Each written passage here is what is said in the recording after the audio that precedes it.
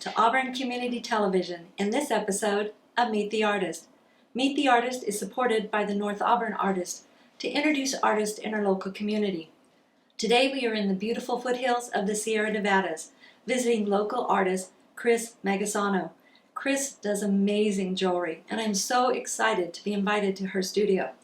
So let's invite Chris in so we can talk about her jewelry, see some of her finished product, talk about her inspiration, and she's even going to give us a demonstration. LouCinda. Hello. Hello. I'm going to give you a hug. Okay. I know it's always a little bit nerve-wracking for us to come into your studio, but I want to tell you, your studio looks absolutely fabulous. Thank you. The nerve-wracking part is having to clean it. Oh, I can imagine so, because there's all of this stuff. Yes, there's a lot of stuff. And actually I love it because it shows all of the various steps that you go through in your process of making your jewelry. Yes, there are a lot of steps. A lot of stuff people don't even think about, really. I think they think that metalworking and jewelry just sort of happens. I know. I think that's about a lot of things that we do when we pour our heart and soul into our artwork. Yes, I believe that's right. So let's start out with, I want to look at some of your pieces first. Okay. Because I think that's the easiest way for people to first see what you do.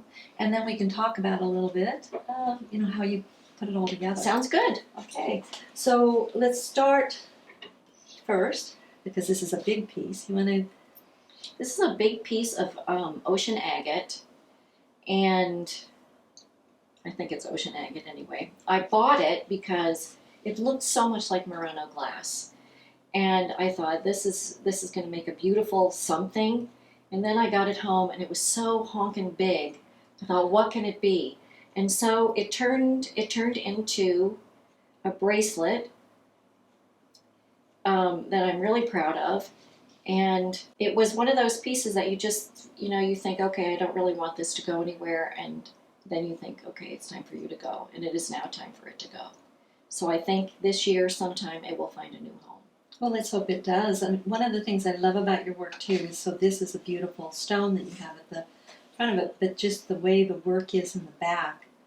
And this is almost like a star that you have. Yeah, that's my little maker's mark. And sometimes it looks like that, sometimes it looks like something else. It sort of depends on what kind of scrap I have laying around. But I feel like it sort of represents me. And one of the things I try to do, and one of the things that I took when I came into this particular medium, was a short history of collage. Mm-hmm. And I hardly ever throw anything away and use everything I possibly can. So you're kind of a collector then of various things that catches your eye. Yes, exactly. Now one of the things I absolutely love are your rings. So I'm going to actually pick up some of your rings. I'm going to hold this one. Kind of hard to see these. Maybe I'll just put it on my finger. But we'll do some stills, and you can see these because these are absolutely gorgeous. I love all the intricate work that you have done on these. Thank you. These were something new for me. They're called the disorganized rings, mostly because they're disorganized. And I just took the metal, heated it up, and fused these, again, kind of scrappy pieces of silver to the outer, or the plate that Mm-hmm. became the ring. And these rings are moderately adjustable because I have arthritis, and I think I want to wear pretty stuff, and I think there are a lot of other people who do too. So I try to work that in whenever I'm doing something like this. Now this looks like a pear. It's kind of a pear. It could be a wedding ring. It could be. It's very beautiful. Thank you. Now, is this one, I assume, is for a necklace? This is a pendant. Okay. It has two rose-cut garnets in it, but it's a format of silver called a hollow form. So it is a hollow box. Mm-hmm. At the bottom of the pendant, there's a little hole. So that is, I think, kind of universal to pottery and maybe glass. Anything you're going to heat up, you want to give it an air hole so that it will escape and it won't blow up. Oh, well, that's interesting. I never even thought that that would be an issue. Unfortunately, it is. Yeah, it sounds like it. Not something you'd want to happen. And this looks like a pin. Nope. Nope. This is a ponytail cover. Oh, clever. And it's a new, I've done ponytail covers before, but not in this format, more like this. That has a ponytail band on the back of it. But I decided to try this after taking a class. This has a hook on the back that you can just hook into your hair and the ponytail band. And both of these things, the ponytail holders in this format, have sold quite well, and we'll see this year how these do. I love these. So how do you decide when you get your piece of silver, what is it going to become in terms of the product, i.e. one of these, earrings, or whatever you're going to be making? Well, that's a good question, and it sort of speaks to me. It will tell me what it wants to be. And so I come into the studio, I have a vague idea of what I want to make that day, and sometimes whatever I thought I was going to make is not at all what I ended up making. In fact, I usually come into the studio thinking, oh, I'm going to make earrings today. And I end up with cuffs, or a hollow form pendant, or a ring. I've made cufflinks in the past that probably weren't supposed to be cufflinks when I started, but they ended up being that way. So it's really a little bit of my own thought and a lot of what the metal says. And you have here a sample, and this is silver. And this is for some of your pieces, you've told me. So tell me how this is your starting point. Well, just like a visual artist, a 2D artist would start with a piece of paper or a canvas and an inspiration. This is my canvas, and this is recycled silver. I try to work as green as I possibly can. All of my stones are ethically sourced, and all of my silver is recycled. So I take the piece of metal and I try to decide what I'm going to do or what I want to start with. And using a tiny, tiny little saw. Hang on one second. Okay. This is what's great about being in the studio. This is the saw I use. And this is the blade. This is the tiny, tiny little blade that will eventually cut whatever shape I want out of this format. And depending on what it's going to be, it might be heated immediately, it might be heated later.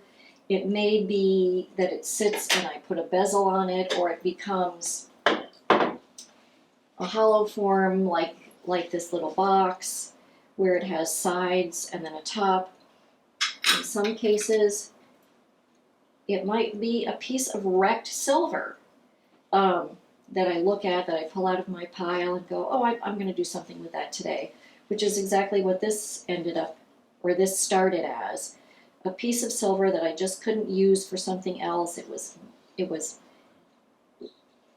bent under the heat and misformed, and I had this beautiful stone, and I was trying to figure out what to do with it, and I thought, okay, let me contrast the beautiful stone with the wrecked piece of silver on top of another piece of silver.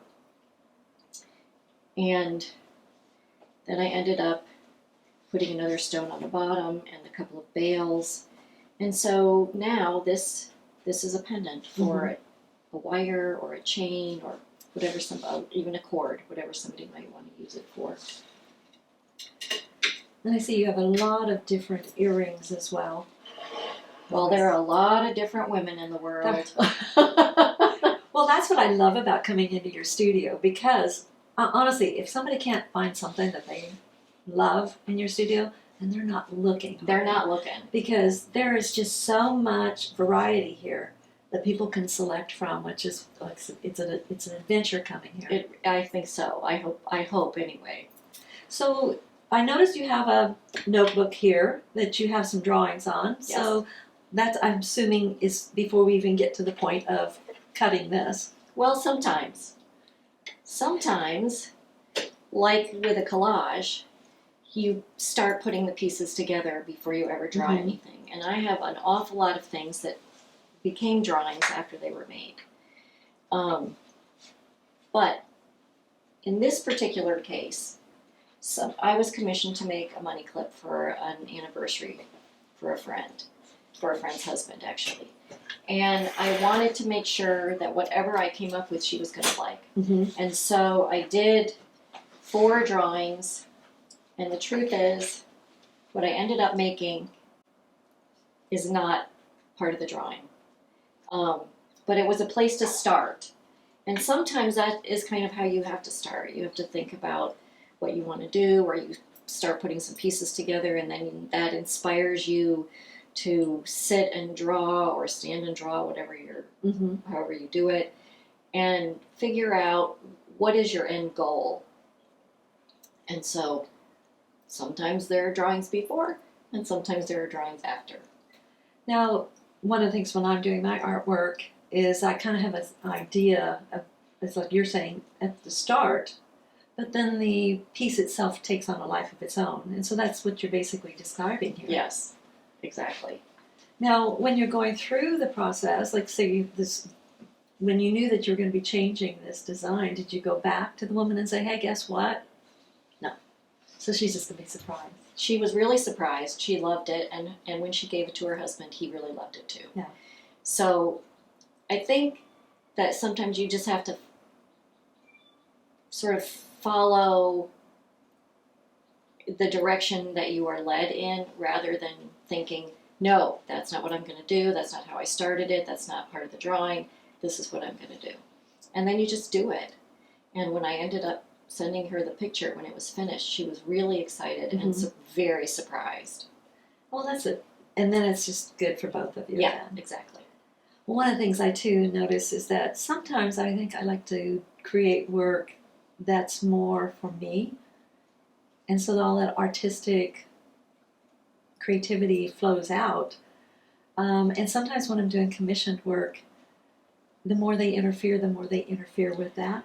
It's really hard when you get a commission. I have had commissions where people were very controlling, and some commissions where people just said, do it. Mm-hmm. Whatever you do, I'm going to like, because I know your style and I know it will be well made. Unfortunately, sometimes, you make it, they don't like it, or you make it, they love it, and then something happens. And, if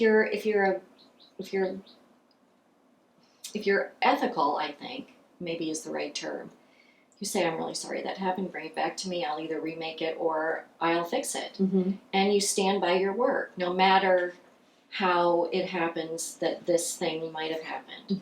Mm-hmm. And so you do your best, and then you do your best again if that is a problem, and you learn from whatever might have happened before. But fortunately for me, I have not had too many of those situations. Actually. I think what helps too is that you have such a variety, and people can actually look and see what you do, and so the fact that they walk in and go, I love your style. That really helps. Yes, and so and I love your style. Thank you. I remember walking in here one Christmas and basically bought all my Christmas presents here. You did, I remember. Yes, because it was just, oh, I like this, I like this. So, yes, it's a joy to be back and seeing what you're doing now. Thank you. So, let's just real quickly go through the various steps in creating. And I know that the one you're working on now is a money clip. Mm-hmm. And so why don't we just talk a little bit about the steps that you've already gone through. Okay. And then we will you're going to give a demonstration on this particular piece. Yes. So the money clip starts with a piece of silver that has been cut and filed to the size that it needs to be. It doesn't always start in a piece this big, and for this particular item, obviously it did not start on a piece this big. So it has to be measured, it has to be cut. You have to sort of figure out where you want the bend in the metal to be and where you want the design to be. And so in my situation, you need a lot of little pieces because it's a collage in metal. And so For this one that I'm making, I decided to use a process called reticulation. And reticulation is really a lot of fun, and it's a total experiment. You never really know what you're going to get. There are ways of controlling it, but you still don't always get what you want. Reticulation is the repeated high heating of the metal over and over and over again until you get some texture or some bend or some misshapen thing that you're not sure what you're going to do with. But just to interrupt you, but how do you do that heating process? Well, it's a good question. How do I word that? Okay. You take the metal, cut or a scrap, it doesn't matter. You go to your soldering bench, which is right over here, and you take your torch and you heat it. You just put the flame on that metal and you get it to a point. You take it off the flame and you put it in cold water and you dry it off and you do the whole process again until you get the piece that you were looking for. So you heat and cool and heat and cool, heat and quench, heat and quench, heat and quench. And once you've gotten it to the place. Is it changing shape then through all yes. of this process? Okay. Corners curl up.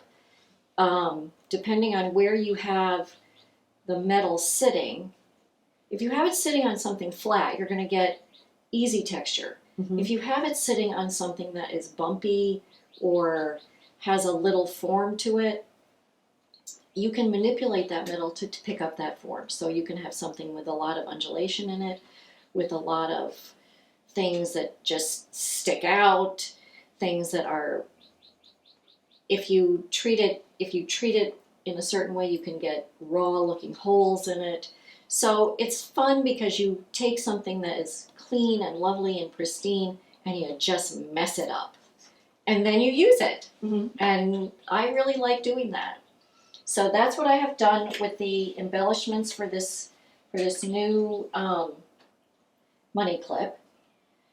Once you've done that, then you are going to, this is a process called cold connecting. So all of the pieces will be riveted on with a teeny tiny little copper rivet. And when that's done, then you can take it to a vise, and I'll show you how to do that, and bend it so that you get that nice bend to make it a clip. I'm sorry, I can hear my cat crying. She's usually in here, so she's probably thinking, what's going on? But we don't want her in here right now, believe me. And then you go to the process of forming it the way you want it to be formed. Mm-hmm. And before you can do that, and even before you can solder or rivet these things on, you do a process called annealing, which just heats up the metal, pulls the molecules of the metal apart, then you quench that, it brings the molecules back together again, but it's more malleable. So you don't ever touch a metal hammer to this mm-hmm. until you are done, if even then.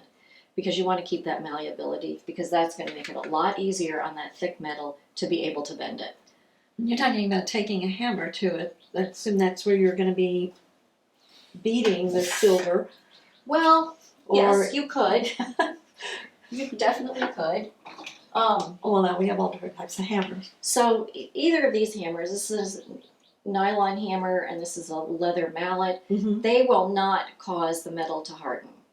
So this is the kind of stuff that you would want to use. Mm-hmm. If you wanted something that was really hard, like a cuff, once you get it to the shape you want it, then you would use a hammer, a metal hammer, to harden it up and give it enough stability so that it will hold its shape. So let's go to, I guess, the next step in the money clip that you're making, which okay. is part where we come to the exciting part, which is the demonstration. Yes. Okay. So we'll take all the pieces. So this is my work area. It's my jeweler's bench. And these are two stainless, hardened stainless steel blocks that I'm going to use.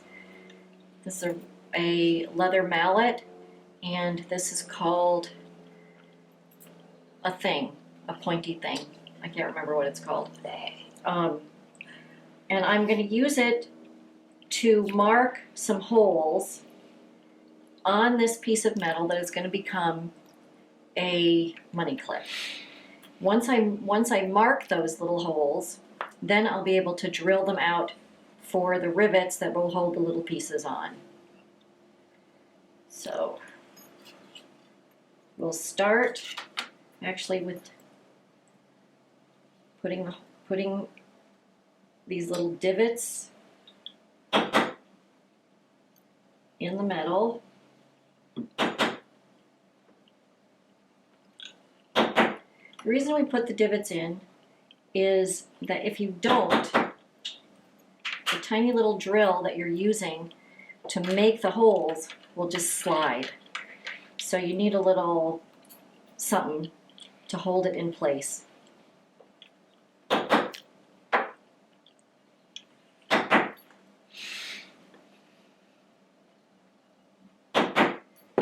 So those are ready to drill. You're always working with very, very small pieces. Very small pieces. I would have to have a magnifying glass. That's what these are. Okay. They're not attractive, but they work. So I am going to, this is my little drill bit, really tiny, and I'm going to put that in my flex shaft, which is this setup here. And it's a drill or a sander or whatever you need.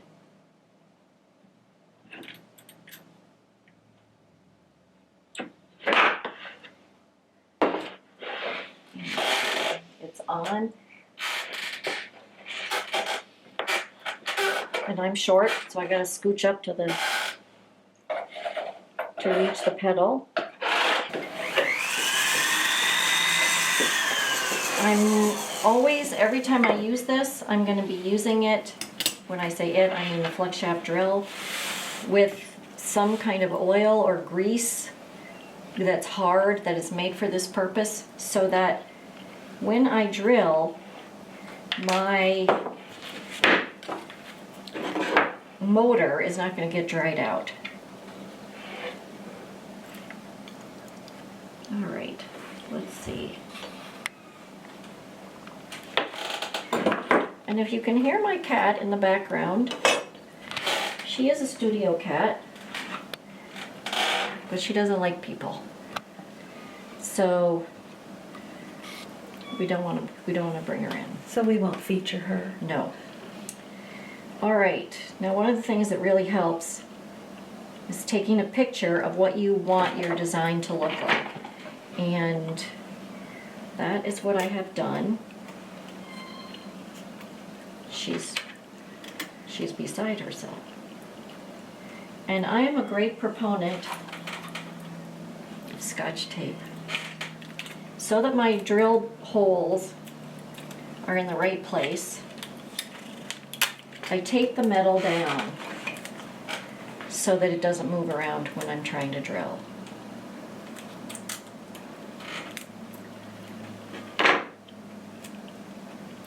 So that is just on the ends of it to hold it down, or do you actually... I tape the whole thing. The whole thing. Mm-hmm. It's a little bit of a cheater thing, but I have it on good authority that a lot of metalsmiths do this. Well, So if it actually gets the accuracy you need, I can understand why you would be doing it. I don't think that's cheating. It's just another way of being creative.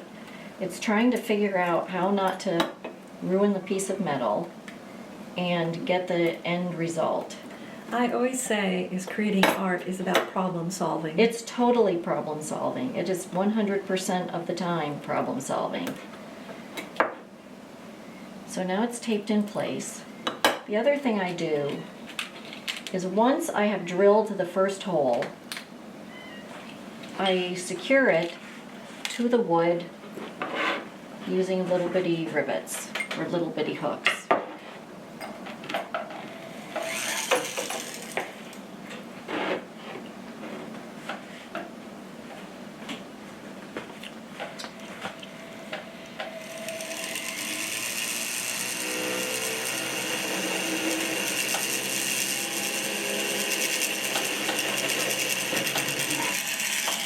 When you're doing that, it looks like you are applying quite a bit of pressure. I do apply quite a bit of pressure. So it just doesn't go smoothly in. Well, it sort of goes smoothly in, but it's not like it's, going through butter.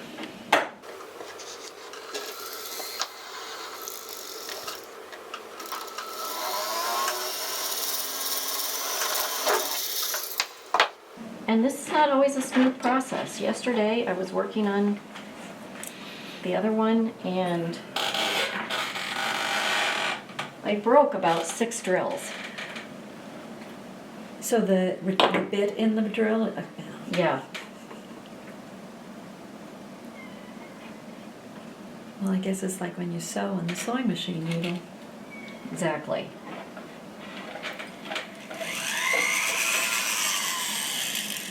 Now those bits, do they come in various sizes then? They do. They come in teeny tiny to much larger. And I'll show you a couple in a minute.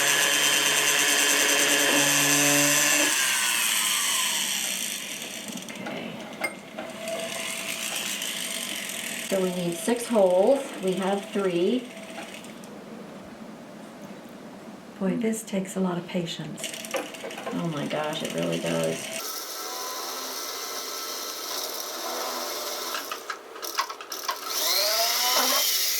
I don't know about you, but when I'm feeling a little bit anxious or worried about something, is doing detailed work like this actually helps?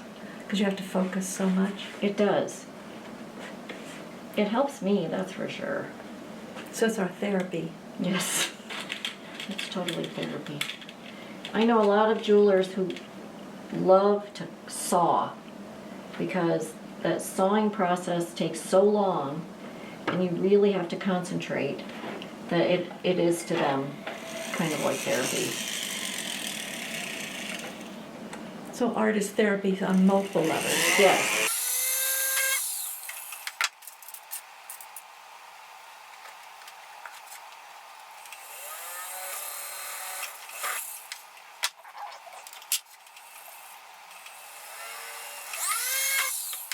I'm going to take this brush, put it in the flex shaft, and clean up the burrs on these little reticulated pieces. And that will not take very long.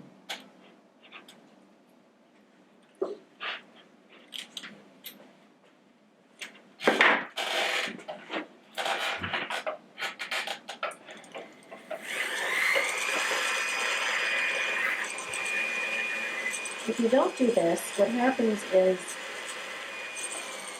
the pieces that you are trying to rivet on are not going to get a good connection.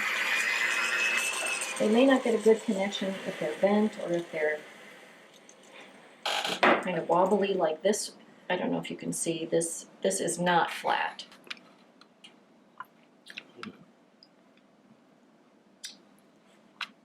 Okay. So you need to knock that little burr off so that it can at least be flat where you're going to connect it.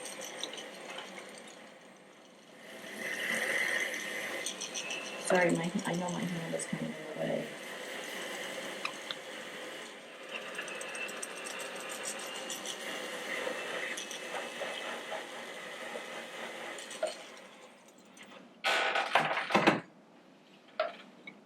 So now we're going to take these little rivets, done with that.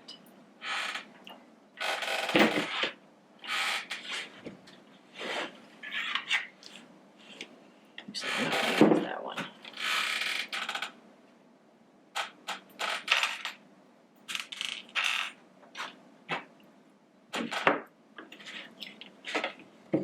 this stone made out of that you're using as your to support that is that you just put underneath your piece? This? Yes. This is stainless steel.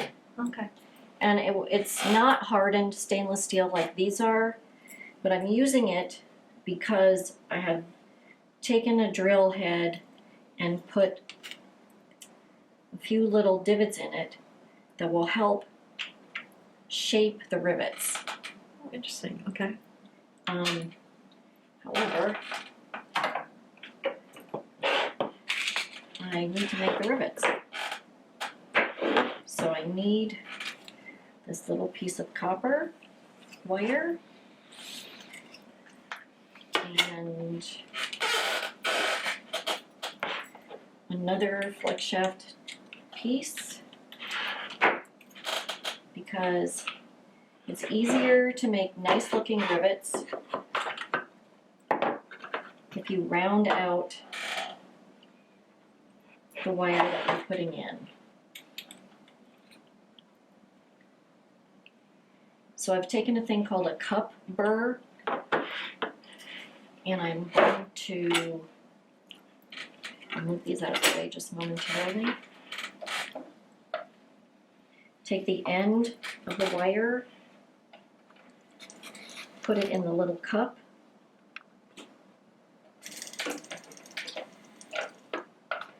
and that's going to smooth out and round out what was prior a pointy, raggedy looking piece of metal.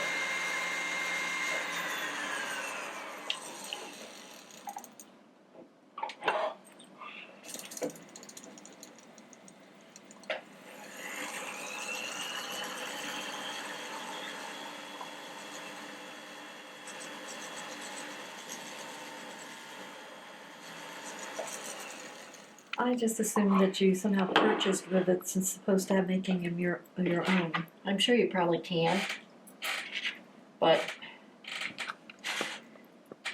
part of the fun of this is doing as much of it as you can by yourself, and at the end of the day, knowing that you did this, that it wasn't produced by somebody else. So we'll start with the one on the top, and these are flush cutters. So I'm going to use these to cut the metal, cut the wire, and then here's my riveting hammer, and this is an embossing hammer. I'm going to use it just because it's flat on the bottom to flatten out the pieces of the backs of the pieces of the rivets. So we thread this in one of the holes that we just did. Thread it through the piece of metal. And again, we find our handy dandy tape. Take the piece down. Put this in a small divot.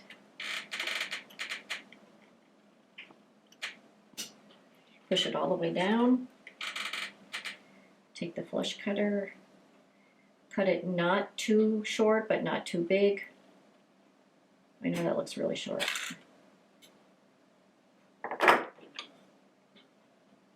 So not too big and not too short is very relative to what you're making. Yes. This is the round head hammer.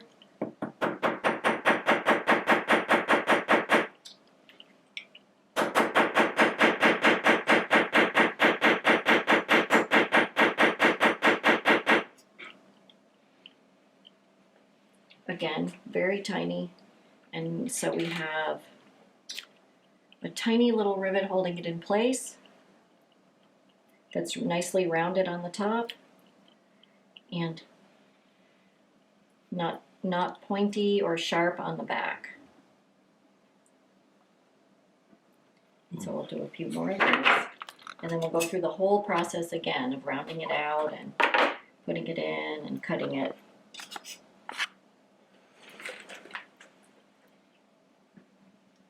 Well, I tell you, I want to thank you for going through that process. I really do appreciate now, anytime I look at jewelry and see all of the little steps in it, it's just absolutely amazing. There are a lot of steps, and I have been asked over and over and over again why I don't make more jewelry faster. Well, this is why. And I think that's one of the things that's great about this program, is that people can actually see all of these steps and everything that goes into it. And I think they create an appreciation for what our artists do. I think that's right.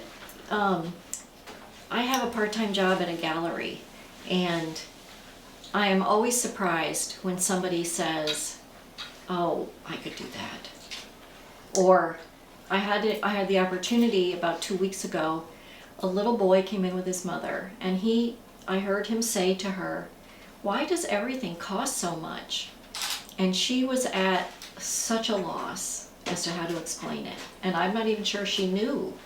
So I took a minute and I went over and I said, "So your mom has a job and your dad has a job, and they get paid for what they do, and when they get paid, that helps you have a house and fancy sneakers and a car and go get a hot dog every now and then." He said, "Yes, I understand that." And I said, "That's what this is. These people have a job, and their job is to be an artist. And so things cost more than you think they might cost, because this is what helps them have a house or a car or fancy sneakers or go get a hot dog sometimes." And he really did understand. And I thought, this is such an important concept. I'm sorry, I'm going to get choked up. Such an important concept for people to understand, that we do this because we love to do it, and that we are compelled to do it. It's not a game or a hobby. It is what we have chosen as our life's work. Well, also one of the things too about it, it's not only that we can use when we sell something, is that we can pay maybe a mortgage and do all of these other things, but it also allows us to create the next thing. It does. It does. Because although we are supposed to be starving artists, Yeah, right. sometimes I think we are. But yes, I agree. It's sometimes when I'm asked, how much time is in that, and I've actually gotten, so now I do tell people that's 150 hours or that's 200 hours it took. This isn't just where I sit down and boom, boom, boom, and out it comes. And with yours, it's just all of these very intricate steps and just the time that goes through all of them. Yeah. So so I really appreciate the fact that we've gone through that today. Thank you for letting me. But we are not finished. No, we are not. Because we have still another step to making this money clip. Yep. We're not going to be using the same one that you're working on. No, we'll use the one that I started ahead of time, and we're going to bend it basically, and then we'll shape it. All right. So let's go do that. Okay.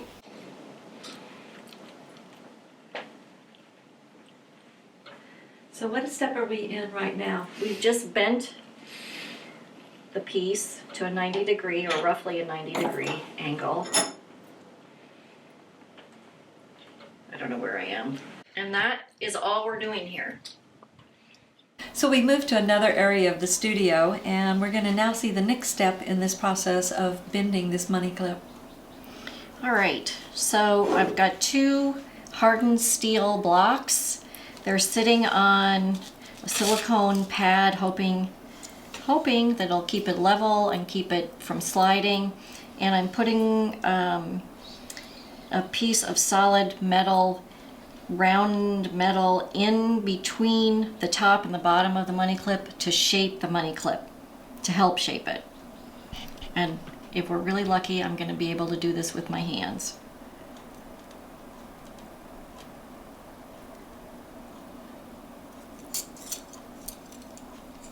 Well, see, now I know you're able to bend metal. Yes, I am able to bend metal. That's your superpower. That is my superpower. Now, in order to get that nice shape, that nice kind of slender shape that will actually hold money or a credit card. Now I'm going to use this silicone mallet. I guess I'm going to have to hold my shaper thing. I'd offer my hands, but I don't think I'd be that much help. I'm not exactly sure. So when you're doing something like this, you have to, in order to get that springiness, you know what, I'm just going to tape that. Forgive me for stepping out of the frame.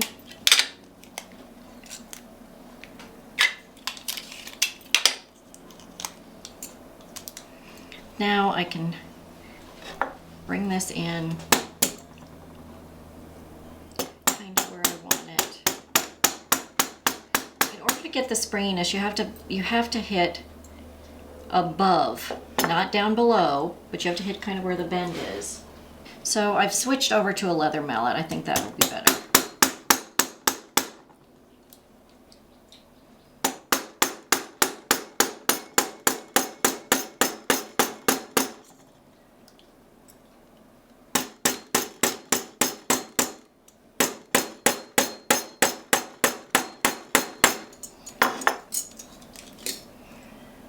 Now,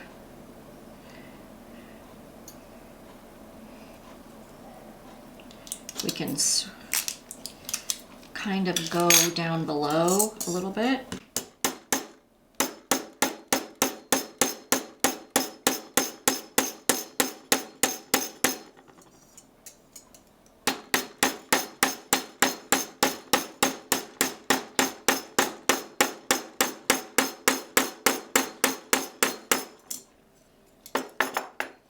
And I don't know if you can see this, it's going a little bit off center.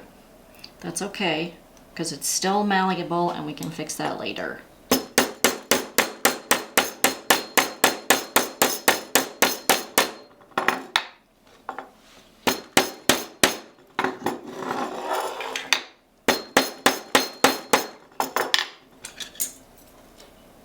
Unfortunately, this is the thing that takes a while.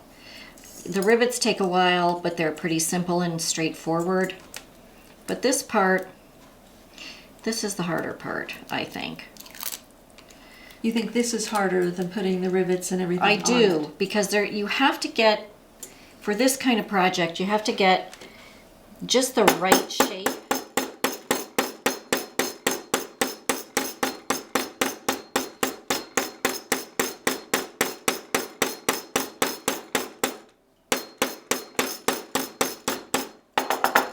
And I bet we all thought that this was just going to be a matter of bending it, and that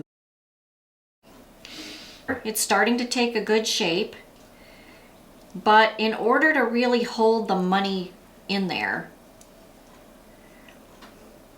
and have some flexibility, because believe it or not, metal will crack. If you stress it out too often, it can crack.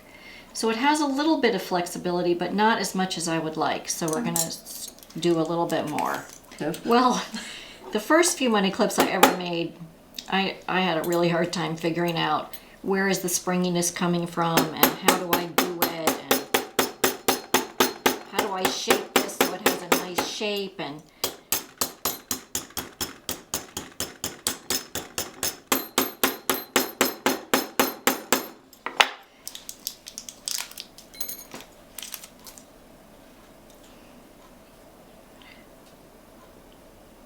I think we're getting there. But there'll be a little bit more hammering to do. One of the things that we want to be sure of is that there is a little bit of a lip right here at the end so that whoever's using this can actually get in to slide something in there. So let's try a little bit more.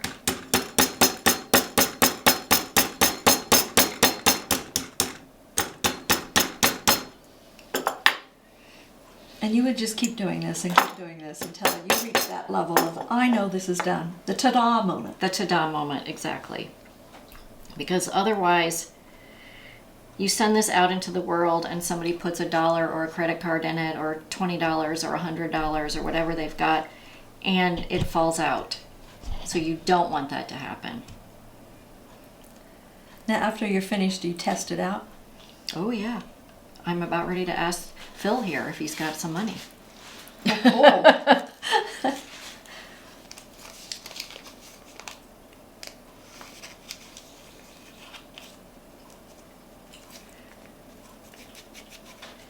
I'd like it to be a little bit tighter up at the end, but this bottom end seems really good. And I'll give Phil his money back. And we'll just try a little manipulation with some pliers. So little that you can barely see it. Mm-hmm.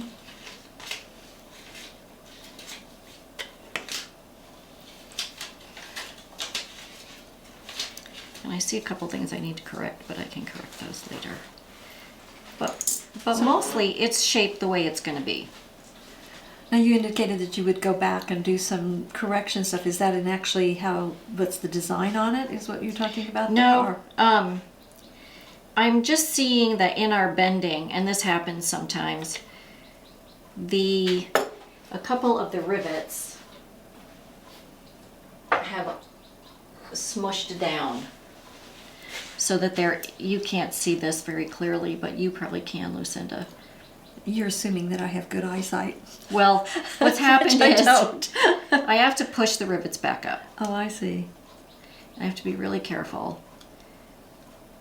Well, every single step of this is so intricate. Yeah, it is.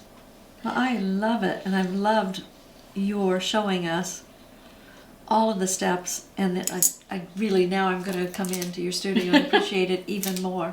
I do want to comment about the station that we're on right now, because this is actually where you do your soldering. It is. And we didn't do any of that today, I guess because we don't want to get into the fire type of stuff. But that typically, like, obviously wasn't in this type of piece. But what type of pieces do you use when you have to do the soldering? Are you creating? When I'm soldering, I have some torches. I use an oxypropane torch, which is oxygen and propane mix, and I also use butane. I don't use acetylene and oxygen because it's a really dirty kind of gas, and it is suggested that to prevent having all that dirt spit out of your torch or clog your torch up, that you leave the acetylene torch on when you are using it, even if you are not using it. And this is not really a place. This is a wood frame house surrounded by trees, and in the summer dried grass, so I don't do that. But the tools that I would use if I were soldering, aside from the torch, so here's a torch head, and this attaches to a portable propane tank. Mm-hmm. And it does not have a regulator. It regulates itself by opening or closing the torch head. So it's ambient oxygen, not an oxygen tank.